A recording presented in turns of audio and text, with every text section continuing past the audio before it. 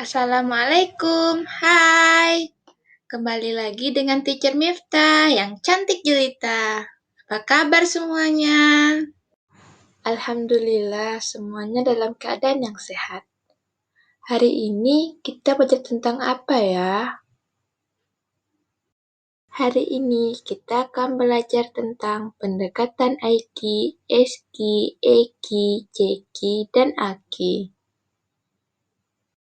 Sebelumnya, kita pasti sering sekali mendengar kata Aiki, namun jarang mendengar kata Ceki dan Aki. Apa sih hubungannya antara Aiki, Eski, Eki, Ceki, dan Aki?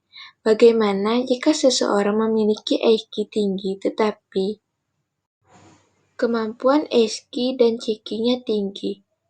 Atau sebaliknya, Cekinya tinggi tetapi IQ-nya rendah? Apa sih hubungannya? Simak video pembelajaran berikut untuk mengetahui hubungan 5 kemampuan tersebut dengan proses pembelajaran siswa. Kita pasti sering mendengar kata Aiki. Lalu, apa sih yang dimaksud dengan Aiki itu? Aiki singkatan dari Intelligence Question, atau disebut dengan kecerdasan intelektual, merupakan kemampuan seseorang untuk dapat berpikir secara rasional, bertindak secara terarah dalam menghadapi permasalahan lingkungan. Ada 7 klasifikasi IQ. Yang pertama, very superior, dengan kisaran 130 sampai tak hingga. 2. Superior, dengan kisaran IQ 120 sampai 129. 3. Bright normal, dengan kisaran 110 sampai 119. 4. Average, dengan kisaran 90 sampai 109. 5. Dull normal, dengan kisaran 80 sampai 89.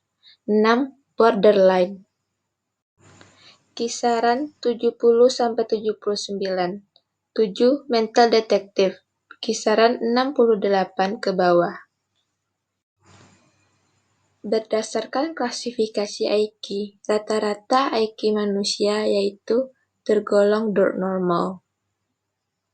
Tokoh di samping ini adalah salah satu orang jenius yang berasal dari Indonesia, yaitu Baharudin Yusuf Habibie.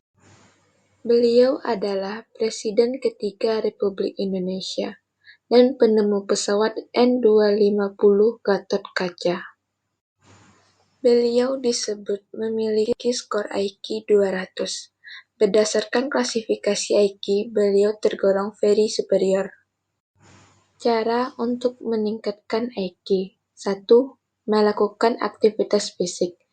Ada beberapa aktivitas fisik yang dapat kita lakukan untuk meningkatkan IQ, seperti bermain, memainkan alat musik, belajar bahasa asing, banyak membaca, menulis, dan mempelajari hal-hal baru. 2. Waktu tidur yang cukup. Waktu ideal untuk beristirahat yaitu selama 7-9 jam. Saat tidur, otak memperkuat ingatan dan memori kita atas apa yang telah kita lakukan sepanjang hari, dan untuk mempersiapkan informasi untuk hari esok. 3. Jangan berhenti belajar, karena dengan membaca kita dapat melatih kemampuan berpikir dan menjaga kesehatan otak. Faktor yang mempengaruhi IQ. Pertama, genetik, berarti kecerdasan seorang anak diturunkan dari orang tuanya. 2. Kematangan, yaitu perkembangan dan pertumbuhan organ fisik dan mental seseorang. 3. Pembentukan, yaitu dengan pendidikan yang telah diberikan di sekolah, rumah, maupun masyarakat. 4. Minat dan pembawaan yang khas. Minat merupakan dorongan seseorang untuk dapat melakukan sesuatu. 5. Kebebasan, artinya seseorang dapat memilih cara dalam menyelesaikan permasalahan yang dihadapinya. Spiritual question adalah sesuatu yang mendasar, penting, dan mampu menggerakkan serta memimpin cara berpikir dan tingkah laku. Ciri-ciri kecerdasan spiritual. 1. Menunjukkan pribadi yang profesional dan berakhlak. 2. Memiliki jiwa yang teduh dan lembut. 3. Menjadikan hidupnya penuh arti. 4. Tidak takut kematian dan mempersiapkan hari kematian. 5. Merasa setiap kegiatannya diawasi Allah, sehingga kita tidak dapat melakukan kesalahan. Indikator kecerdasan spiritual. 1. Mampu bersikap fleksibel. 2. Memiliki tingkat kesadaran diri yang tinggi. 3. Memiliki kualitas hidup yang didasari oleh visi dan misi serta nilai-nilai. 4. Menghindari hal-hal yang dapat menyebabkan kerugian. 5. Mampu bersikap mandiri. Lalu, bagaimana pengaruh kecerdasan spiritual terhadap pembelajaran matematika ya? Menurut Kasih Haryanto dalam jurnalnya, menunjukkan bahwa untuk meningkatkan prestasi belajar matematika, salah satunya dengan meningkatkan kecerdasan spiritual, sehingga siswa dapat mengambil keputusan dengan cermat. Faktor yang mendukung kecerdasan spiritual seseorang. Ada beberapa menurut pendapat ahli, itu sebagai berikut.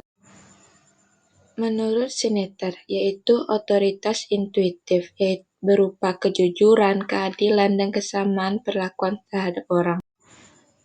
Menurut Agustian, ada 2 faktor yang mendukung kecerdasan spiritual, yaitu pertama, inner value. Merupakan nilai-nilai spiritual yang berasal dari dalam diri seseorang, seperti keterbukaan, kepercayaan, tanggung jawab, keadilan, dan kepedulian sosial. Faktor kedua, drive, yaitu dorongan atau usaha untuk mencapai kebenaran dan kebahagiaan. Emotional question, disingkat EQ, adalah kemampuan untuk mengatur emosi diri sendiri dan orang lain. Istilah kecerdasan emosi pertama kali dilontarkan oleh Peter Salovey dan John Mayer tahun 1990. Aspek-aspek kecerdasan emosi menurut Salovey yaitu sebagai berikut. 1. Mengenali emosi kesadaran diri. Menurut John Mayer, kesadaran diri ialah waspada terhadap suasana hati. 2. Mengelola emosi. Mencakup kemampuan untuk menghibur diri sendiri, melepaskan kecemasan ataupun ketersinggungan.